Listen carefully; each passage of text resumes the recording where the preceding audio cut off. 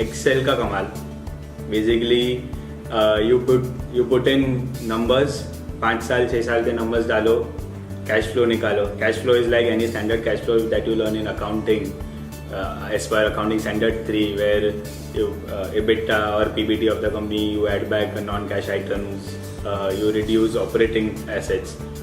Actual cash flow में non-operating सब assets reduce होते हैं, but to value a company only operating expenditure and operating assets like capital expenditure of the company and operating working capital of the company. You reduce all those. The final whatever is there is the cash flow that you are going to earn out of the business, operating cash flow out of the business, discounted by some WACC. WACC is weighted average cost of capital. So discounted by that, and you come to the enterprise value of the company. There is another approach which is called FCFE. What I spoke about is FCFF, free cash flow to the firm. Firm is the company where equity and debt both are included. Free cash flow to equity will be cash flow only to equity. There is just one step you have to go ahead where you have to reduce the debt repayment that you are going to show in that company. So if debt is removed, then obviously whatever is remaining is for equity shareholders. So that is FCFE. So it's all Excel ka kamal. You change one WACC, one parameter, and your value can shoot from 0 to 100 in less than 10 seconds. So the challenge here is not the Excel. Projections will be provided by the client or the company that you are valuing, obviously, because you need the numbers coming out of the company. Or how is company going to be like in 5 years? What the management is expecting. This is all expectation, and this is all hath ki karigari to arrive at the value. But again, the challenge here is not how the Excel is looking. The challenge here is what is the discount rate.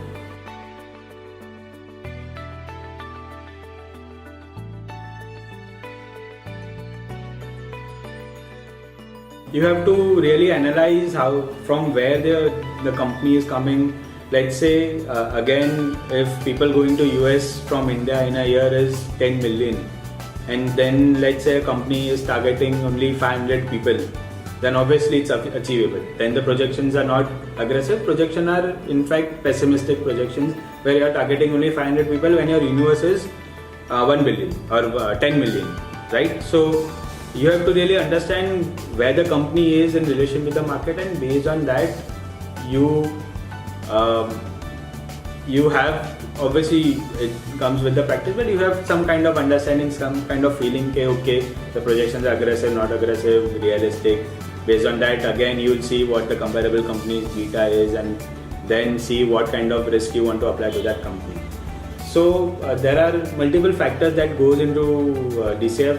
There is no right answer to it. It's just the gut feeling that a valuer or what you have about the WACC and the kind of discount you want to give to that company. Based on that, you value the company. So your biggest challenge is deciding the WACC discount rate and not the cash flows and everything. Cash flows is easy based on Excel. The discount rate is the difficult part. It needs practice to understand, develop, and a lot of research in the market and how the projections are.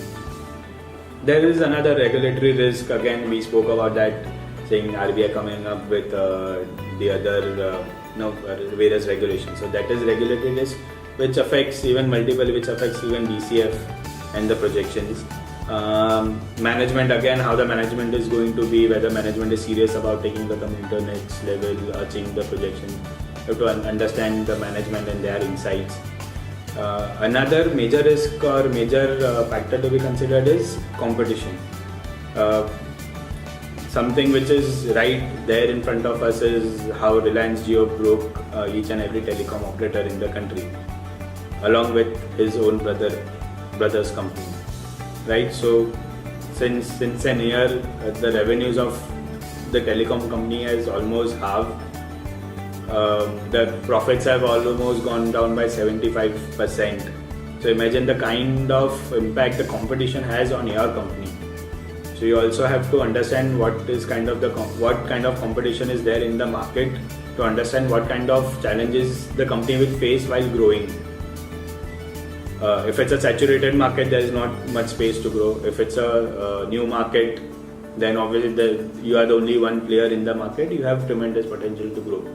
So you have to judge all those patterns and data points available in the market to understand how to value the company.